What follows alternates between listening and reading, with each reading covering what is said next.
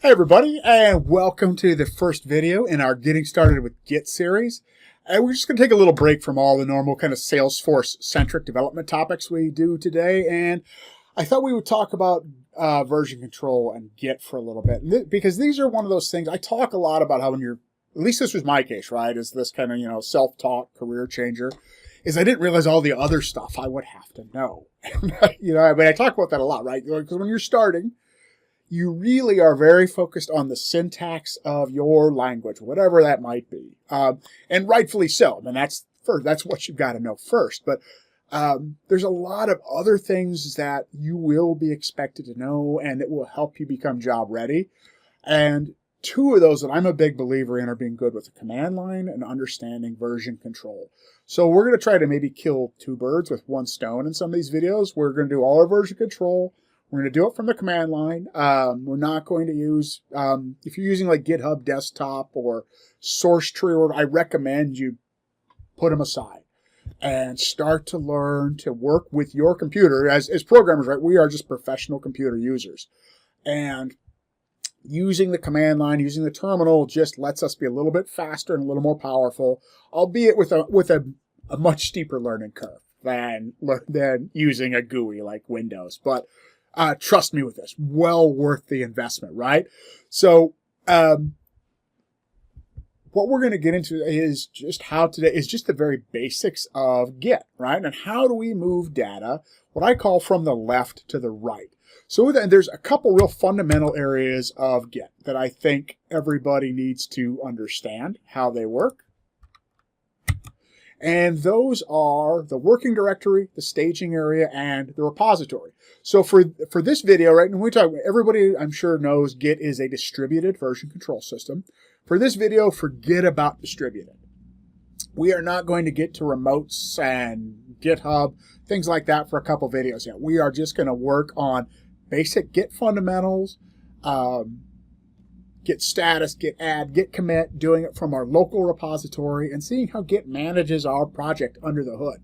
Because to me, that's how, if you really want to understand Git, it's not about memorizing 500 different esoteric commands to type into your terminal. It's about understanding the Git object model and how Git tracks the status of your project. And it's just a map, right? If you are Apex, every programming language has maps, right? Key value pairs. Git is no different. Git has an object model under the hood. It's kind of hidden away from you and abstracted, but I think it's we're going to take a look at it in this video and see how this all happens and how Git actually tracks our project as we go along. So what we're going to do is we're going to take data, and I said I refer to this as moving data from left to right in Git. We're going to go from the working directory, and that's where we actually work, right? That's where we change our files in the working directory. Once we're done with something, we're ready to check it in, to put it in the repo, the repository. We're going to use the command Git Add, and that puts it in our staging area. And the staging area is just nothing more than kind of a holding area where you can group, like items into one commit. And from there, you use the command Git Commit, and that puts it in the repository. So for today, for this video, I threw a stop sign up there. Because we're not going on to, and this is where it ends, we're not going on to any remotes, and we're not going to use any commands that are just as important when we talk about how do we move data from right to left, right? That's really what branching is. A lot of times it's moving data from the repository into your working directory so you can make changes. But all right, that's enough. Let's get into Git. All right. You know what? I am gonna I'm going to get rid of some stuff because I was I was actually making this video a little bit ago and I screwed it up, so I'm going to delete the directory. Okay, so you get to see me fix it myself. We're going to make a directory called Learn Git, and let's cd into it. All right, and this is an empty directory, right? There's nothing in there. So if we type ls, we do ls-a, right? Hey, we can see totally empty. Nothing in there, nothing up my sleeve. Now, the first command, anytime we want to work with Git, is we need to type git init. You only need to do this once. That initializes a Git repository. So now, if I do ls-a, I can see I've got a directory that wasn't there before. I have a Git directory. And if I do explore.git, let's just open that up in Windows. Right? You can see, hey, I mean, all these folders are empty. There's nothing in them yet. But we've got branches and objects and all kinds of, I mean, it's just right, kind of normal directory like you, folder structure like any other software project. So all we're going to, if you followed any of the other videos, once in a while we do, especially some of the design patterns, right? We have this fictional business, Universal Pizza. So for these videos, all we're going to do is we're going to stick with that, like we are making the menu files to save for the Universal Pizza franchise. And because I think it's nice, we don't need to worry about IDEs or classes or anything else. We're just going to manipulate some text files. That's all we're going to do. So I'm going to use the command touch cheesepizza.txt just to create a file. And I'm going to edit it, and I'm going to say fresh mozzarella, realizing I'm not exactly sure how to spell mozzarella, but whatever. Okay, so now let's type Git Status. And it's Git Status is a command you're going to use over and over and over throughout the day. Say, hey, you're on the branch master, and that's Git created that branch for us automatically. Nothing's, but when you initialize a new project, that's how Git sets it up. We have no commits, and we have one untracked file. And basically Git's saying, hey, I don't even know what to do with this. Do you care about this file? Is it something you want me to track? And it is. So we're going to do Git Add, and in this case, I'm going to give it this. You have two options here. You can Git Add in the name of the file, or if there are multiple files there and you just wanted to add them all at once, you could do Git Add period or Git Add dot, right? And that would add everything. So we're going to add it. And now this is in our staging area.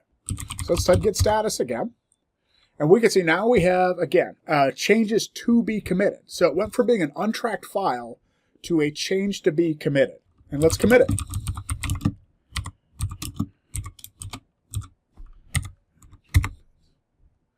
All right, so now if I type Git Log, which is one of the most useful commands in all of Git, it's going to give us a little bit of information. You can see our project history, and we only have one commit.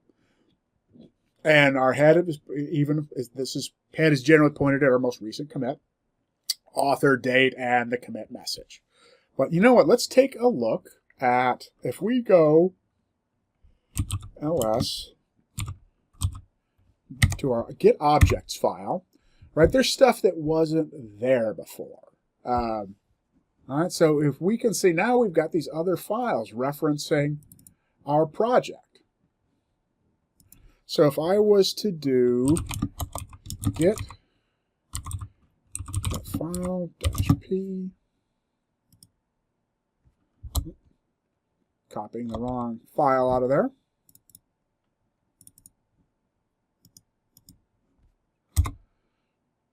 I can see it's pointing at, so that commit, so this commit up here, this is important to understand. This is a SHA-1 checksum, right? This secure hashing algorithm. So every single commit you give, this is the key in your key value pair, right? And this is pointing at a tree. So same thing, if we were to do git cat file -p for pretty, let's take a look at, see what this tree is pointed at. I'm not sure why I'm having, there we go, so much trouble. There we go. So now it is pointed at a blob, which is representing our cheese pizza file, right? So if we were to, again, I mean, we're going to just walk through this. Git cat file -p. That's not what we want, right?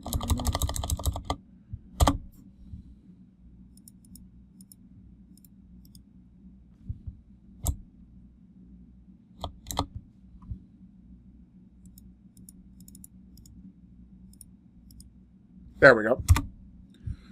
And it's going to show us, so this is the tree pointed at a blob, and the blob was the representation of our file. So if we could bear with me and my apparently horrible copy and pasting skills today from my terminal, let's make a change. Let's update our cheese pizza file. So I'm going to open it up, vim cheesepizza.txt, and let's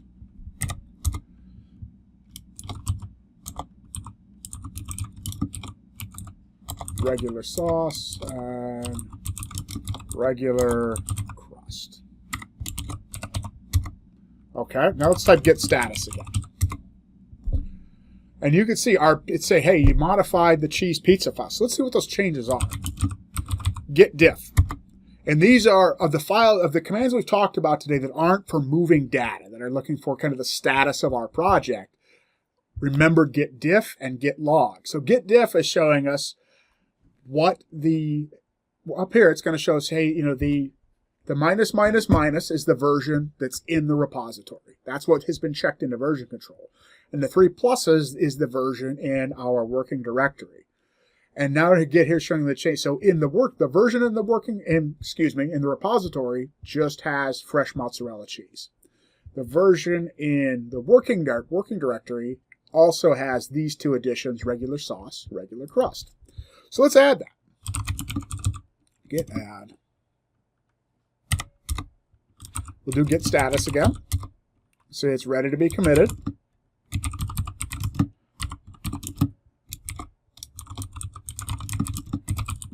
Update to cheese pizza. Let's do Git Log. All right, so now you see we have 2 commits. The head moved forward to our most recent commit. And we have got, so if we were to take a look at this, again, we're going to do our git cat file.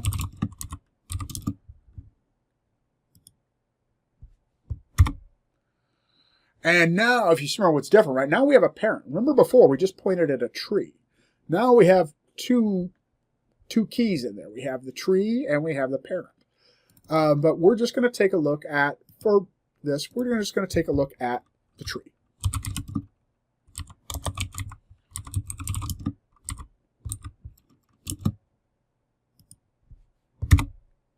And again, same thing. So now we can see where the tree is pointed to a blob.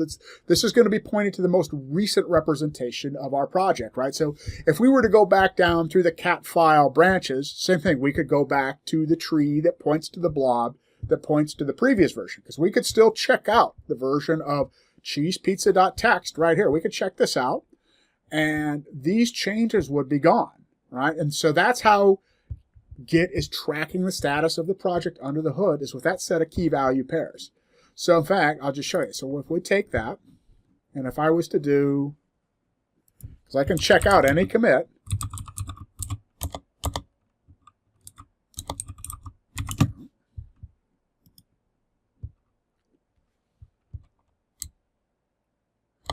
that's not the commit I want. We can also just use the first 5. So I'll say git D4 6 D3. All right. So now if I was to do, we'll just do cap text. You could see we checked out that earlier commit, and we are now back. So the last 2 changes we made, where we added the sauce and the crust or whatever, are gone. But that's really, we're going to get into more of that in later videos. What I wanted you to take away from this is a quick understanding of the object model, that Git is really just I'm going to say a map of key value pairs that tracks the status of your project, and how you move data from left to right, how we take stuff and how we take it from the working directory to the staging area to the repository. So I hope this is helpful. If it was, take a second and give me a thumbs up. Really appreciate it. Let me know if you have any thoughts, feedback in the comments, and I'll see everybody in the next video. Take care.